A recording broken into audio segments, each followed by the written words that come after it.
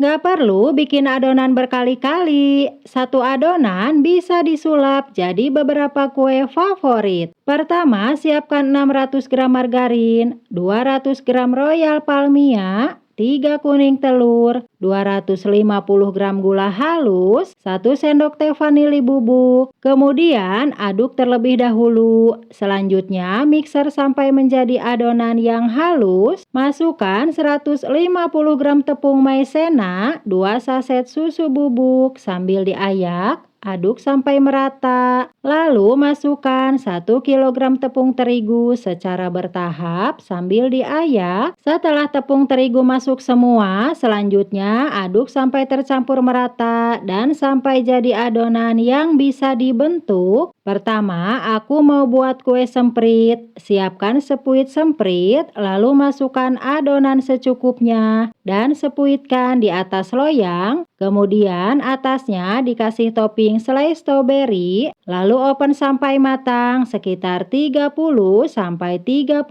menit dengan api sedang. Kue kedua, aku mau buat nastar keju dan adonannya aku takar dulu ya supaya sama besarnya. Kalau udah siapkan selai nanas, ambil satu adonan lalu bulatkan dan buat lubang di tengahnya. Isi dengan selai nanas, bulatkan kembali lalu tata di loyang. Selanjutnya ini mau aku oven dulu selama 20 menit. Nah, ini hasilnya ya yang udah di oven dan ini udah didinginkan. Kemudian siapkan bahan olesan dari 3 kuning telur, diberi 2 sendok makan minyak goreng, dan diberi pewarna makanan warna kuning secukupnya. Lalu siapkan juga keju parut secukupnya. Selanjutnya olesi semua permukaan kue dengan bahan olesan sampai merata dan kasih keju parut di atasnya. Kemudian oven kembali sampai matang sekitar 15-20 menit dengan api sedang. Kue ketiga, aku mau buat kue tamrin coklat dan adonannya udah ditakar dulu ya. Bulatkan adonan, lalu sedikit dipipihkan dan buat lubang di tengahnya. Kemudian olesi permukaan kuenya dengan bahan olesan, lalu isi tengahnya dengan selai coklat. Kemudian oven sampai matang sekitar 35-40 menit dengan api sedang. Kue keempat, aku mau buat kue kering coklat dan ini adonannya udah aku takar. Kemudian tinggal dibulatkan aja dan tata di loyang. Kalau udah, lalu oven sampai matang sekitar 30-35 menit dengan api sedang. Nah, ini udah matang ya. Lalu tunggu sampai dingin terlebih dahulu. Di sini udah aku siapkan 150 gram coklat batang yang udah dilelehkan dengan 3 sendok makan minyak goreng. Siapkan juga coklat seres dan siapkan cup kertas ukuran kecil. Masukkan kue ke dalam lelehan coklat, lalu angkat, masukkan kue ke cup kertas, dan taburi coklat seres di atasnya. Lakukan sampai selesai.